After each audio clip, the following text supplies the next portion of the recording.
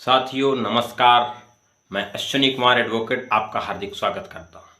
साथियों आज कुछ विशेष मुद्दे में बात करूंगा और मुद्दा है महाकुंभ 2025 का जो श्रद्धा स्नान संपन्न हुआ, उसमें से सरकार ने जो आंकड़ा जारी किया है उसका फैक्ट चेक क्या सही है क्या गलत है। क्योंकि हम लोग यह मान लेते हैं कि जो सरकार विश्लेषण करती है, सरकार की जो ये पत्तल चाटने वाली जो मीडिया है, जो डेटा है एकत्रित करके देती है, हम लोग उसको बिल्कुल सही मान लेते हैं। और इस मेले की इसलिए मैं चर्चा करना चाहूँगा क्योंकि जो मेला में घटना घटित हुई, भगदड़ हुई, जिन लोग उसमें जिनकी मृत्यु हो गई, कुछ परिवार घर बेघर हो गए, उसका जो श्रेय है सरकार नहीं लेना चाहती। वह घटना का दोषी कौन है इसका हिस्सा सरकार नहीं बनना चाहती। सरकार सिर्फ क्रेडिट लेना जानती है क्योंकि वर्तमान सरकार जो उत्तर प्रदेश और भारत केंद्र की सरकार है, डबल इंजन की सरकार कही जा रही है।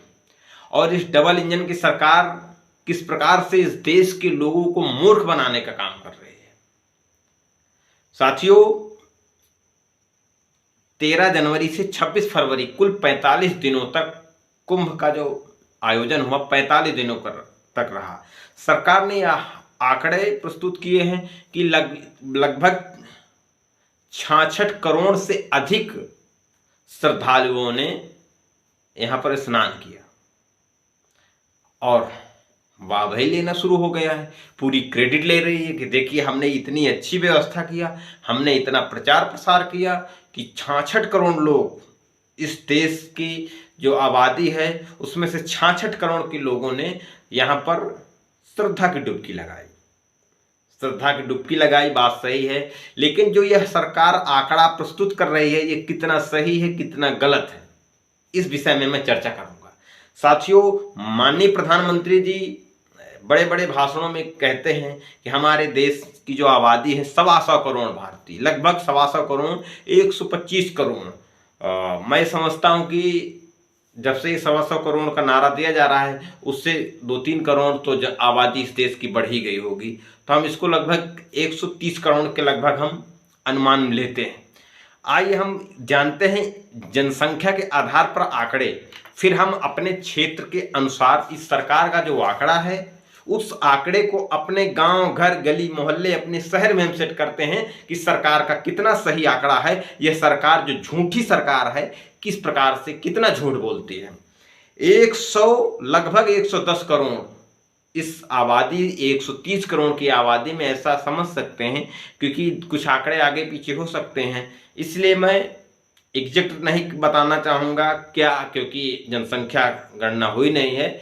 110 करोड़, हम 109 से 10 करोड़, अगर हम जो गूगल भी देता है तो सरकार के ही आंकड़े हैं जनसंख्या के आधार पर, तो 109 से 10 करोड़, हम 110 करोड़ मानते हैं कि 110 करोड़ आबादी इस देश में हिंदुओं की है।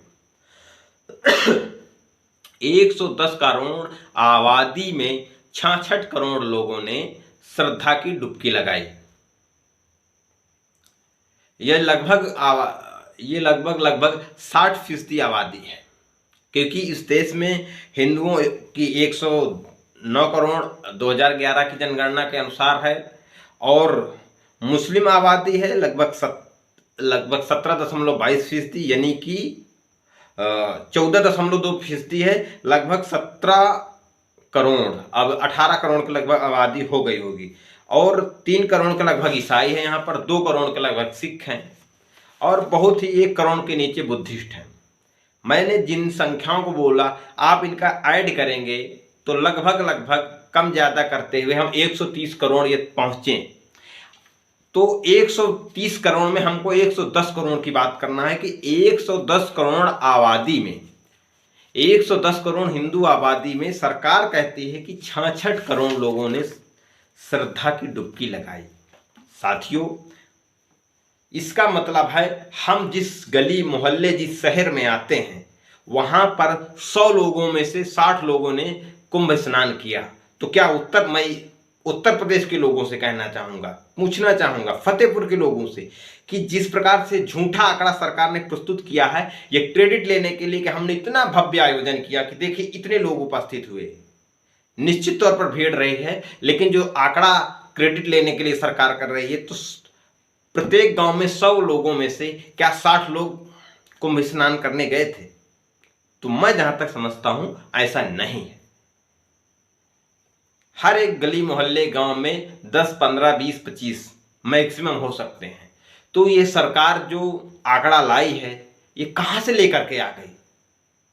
कितना झूठा आंकड़ा प्रस्तुत करती है सरकार। ये झूठी सरकार है। इस झूठी सरकार के सब कुछ झूठी हैं और सारे के सारे झूठे कामों की क्रेडिट लेने का काम करती है। जो वहां घटना घटी, भगदड़ हुई, उसकी क्रेडिट नहीं लेना चाहती है, लेकिन झूठा प्रचार करके कि 66 करोड़ के 66 करोड़ के लोगों ने श्रद्धा की डुबकी लगाई। तो साथियों, मैं इस सरकार से बताना चाहूंगा, पूछना चाहूंगा, और जो लोग इस झूठ मीडिया और झूठ बातों को अनुसरण करते हैं, वह लोग इस विषय में चर्चा करें और एनालिसिस जरूर करें कि क्या वास्तविक में सरकार झूठा प्रचार कर रही है या सही है।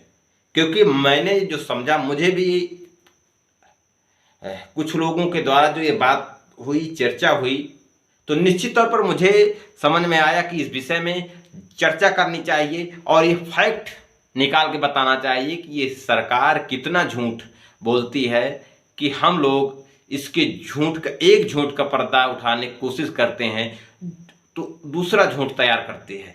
तो साथियों, वीडियो कैसी लगी, मेरे द्वारा दी हुई जानकारी कैसे लगी, कमेंट बॉक्स में लिखें। धन्यवाद।